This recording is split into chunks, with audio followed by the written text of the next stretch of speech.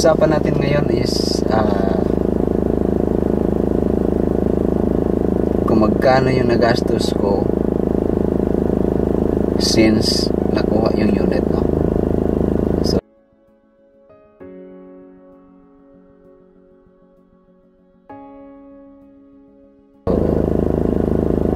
una, yung first 1,000 PMS niya ay noong January 29, 2018, no? So nakuha ko yung unit January 16, 2018. Tapos yung first na periodic maintenance niya, yung first 1,000, kasi nga nagbiyahe siya from Luzon to Cagayan de Oro, no? From Fort Otis, Manila ako nakuha. Tapos dito ako nakatira sa Cagayan de Oro. Laki yung unit dito. Nag-land trip po kami. So nagiging, I think, more or less 1,500 kilometers from Manila to Cagayan de Oro. So nung January 29, 2018, pinasok ko siya sa casa dito sa Cagayan de Oro. Yung mileage niya ay 1,777 kilometers, no? Hindi ko po sinadya to, pero ganda, no? 777. So wala namang nabayaran kasi libre nga yun, eh. So ito yung piniperform nila. Perform 1 kilometer 1,000 kilometers PMS check up lang, no? Labor niya libre. So yun lang, sinicheck siguro lahat nila, tinicheck. Nasa nga lang pagkasa, hindi mo makita kung ano yung ginagawa nila. Kaya na pag after ng 3 years niya, lumabas na talaga ako sa kasa after ng warranty period niya. Okay, so next na PMS niya, yung first talaga na ano, prior to that, prior sa first PMS na yung 10,000 talaga na nag-change oil talaga siya, at saka tinanggal yung brakes, lahat na sinicheck. But prior to that, bumalik po ako sa casa, pina-check ko kasi nga may isang beses noong May 5, 2018 na bigla na lang umusok, white smoke siya, or saka parang bluish smoke siya. Kasi confident kasi ako na pag-rest na siya, eh. So pinadaan ko lang sa kunting baha, ano naman, siguro mga half ng gulong niya. Confident ako kasi nga sabi niya 800mm yung welding depth niya, eh. So palagay ko, ano lang to, sisiw lang ito kasi ano, nasa half ng tire siguro niya. Parang doon yun sa may bandang Kauswagan yan, eh. Yung may ano dyan, yung may Phoenix dyan. So may pagkakit to. Ganun matandaan ko. Siguro kasi maputik siya. Here we're looking at this whole thing, and Mitch comes off the throttle. Now feed off everything. And that noise. And obviously it'll work on things a lot steeper than that one. Alright Mitch, well we've got a little bit of water up ahead. The good thing about the Everest, of course, it's got a... Nice and easy, that's good. Yeah.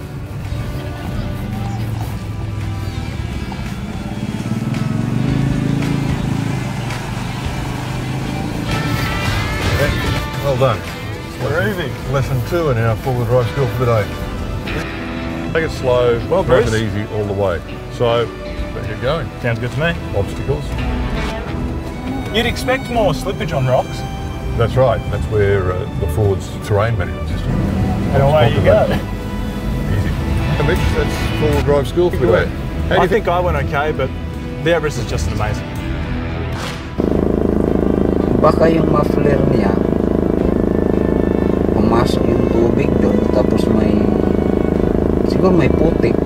So yung tubig na ano doon sa muffler, siguro parang ganun yung ano ko. So parang siyang kumukulong tubig na pag kumukulo siya, eh lalabas yung smoke, kaya ganon. So siguro parang evaporation ano lang. So nagpark ako sa Ayala, hindi ko nakalimutan, Ayala ata yun. So paglabas ko, pagdating ko sa may Marcos Bridge, nagtaka ako kung bakit umuusok, parang jeepney na yung bluish na smoke or white. Umuusok talaga siya na parang nahihiya ako, bago-bago na unit ko, ilang months pa lang to, umuusok. Patay na, ano ba yung nangyari nito, umuusok, eh. Kaya yun, parang ano ako, kinabahan talaga ako. So, I think kinabukasan ba yun? Or nung hapon na ron, dumiretso ako sa Ford. Siguro yun. Parang ganun siguro. Dumiretso ako or pinaschedule ba yun? Hindi ko matandaan. Basta, nireklamo ko sa kanila. Pinacheck ko talaga. Nawawala naman siguro yun. Pero, ano lang talaga, nataka lang ako. Bakit ganon? So, pinadala ko sa kasa talaga. Iwan ko doon. Pina-check nila. At ito yung ano nila, nakalagay yun. Check if housed white smoke or bluish, ilusog tubig na mga katunga lang sa ligid. After ato, nag-assume. Ito yung nilagay nila dito. Nawala ra po dayon. So, nawawala. Bigla namang nawala yung smoke niya. No? Kaya nga lang, taka nga lang ako, bakit umusok? Akala ko baka engine problem, ganun ba? Kasi, first time ko rin nagka-Ford, tapos, natatakot din ako kasi sabi nga nila yung Ford, sirain daw. So, baka naman magkataon na ganun, so, sayang naman. So, ito yung nakalagay nila, estimated cost is 1,120 daw sabi. So, hindi ko na matandaan kung magkano nga ba talaga yung nabayaran ko. So yun, tapos wala namang problema. After nun, wala naman, hindi naman bumalik yun. So, okay naman. So, yung first na change oil niya,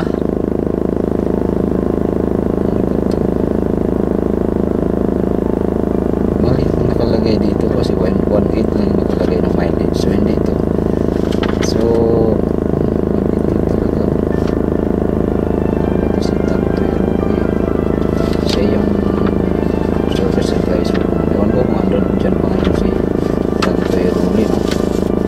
shout out sa iyo, Sir Tantoy.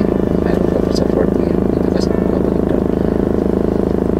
Siguro nasa 10,000 plus na ako noon ng mileage. So, nakalagay dito eh. Ano sila? 1.8 na nilagay oh. So, dapat talaga ano eh.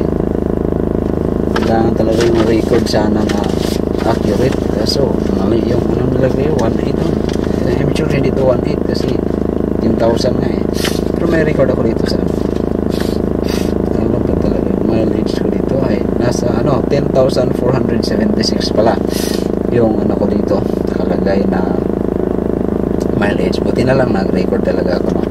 So ito yung ano ko. So yan, ano bang pin-perform ng 10,000 km service? So nakalagay dito perform 10,000 km PMS check up, perform change oil, replace oil filter and air filter. So pag 10,000 yung ano niya, ano lang yun, fuel not fuel filter air filter lang, yung air cleaner lang niya yung ipapalitan, tsaka engine oil filter pala, oil filter no?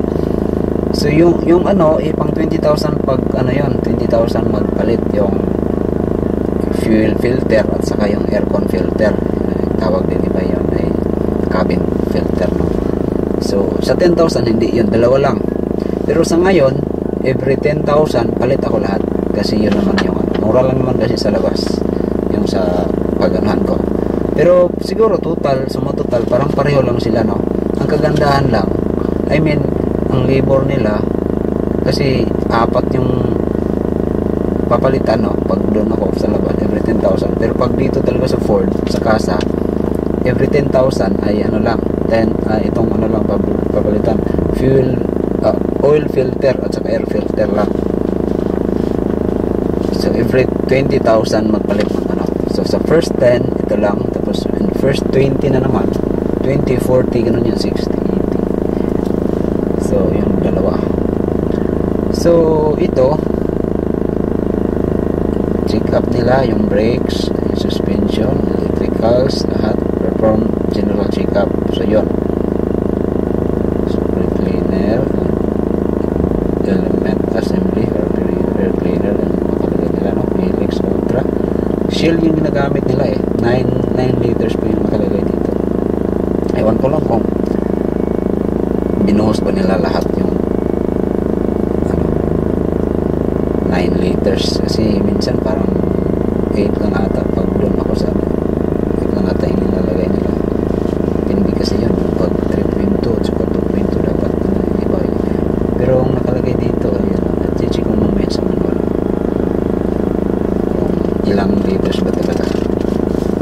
estimated cost is 10,500, pero yung actual ko na bayaran is I think ito yun, 8,000. Ito nga yun. So ito may mileage na pala ako.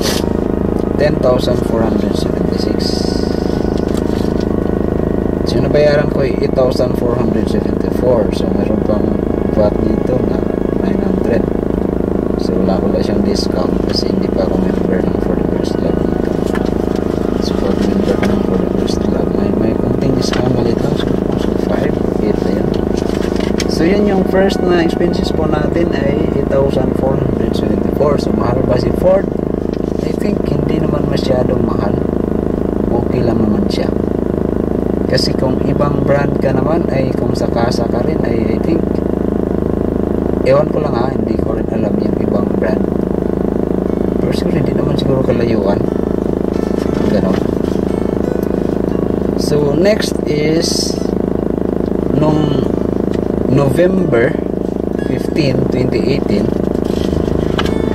So ano siya, 11 months pa lang siya. Ito na, may reklamo na. Pina-check ko yung unusual sound dito sa may dashboard. Akala ko kung ano yun. Akala ko may daga na ano dyan. Kasi para siyang maganon oh. Maganon. Parang ginangat-ngat ng daga ba. Pero yung actuator pala yan, aircon actuator. So, ngayon naka-ano po tayo. Naka-on po yung ignition natin. Running po yung engine natin. Wala akong narinig. So, okay na siya ngayon. Pero minsan pag ino-off ito, andyan pa rin yun. Tumutunog pa rin yun. So, yung nakalagay dito, as per client, murag dapit sa glove box. Perform check unusual sound on dashboard. So, yun, possible daw ay aircon actuator. So, yan na. Aircon actuator na. So, pinalitan niya, warranty, no? Pinalitan ko, warranty siya. So, ano naman ulit yung mga ginastos ko. So, nung October pala, ano ko ng cover ito, gray, no? Kasi yung original nito ay parang black na pa yan, brown pala yan. So, punta ako sa Ace Hardware na nagustuhan ko naman yung style nila. So, ito, 7 years na ito ngayon.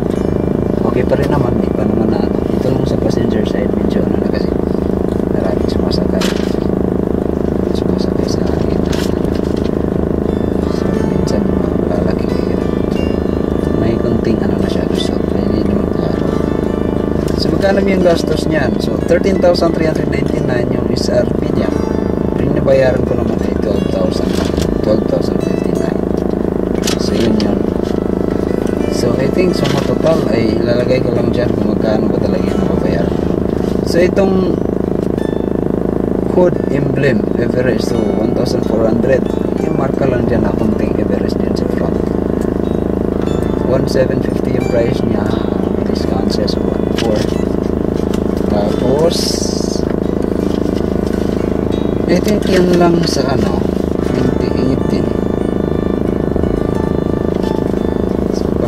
Sa 2018. So sa 2019 ulit tayo. So yun lang muna. Balik tayo sa 2019 ulit. See you again on my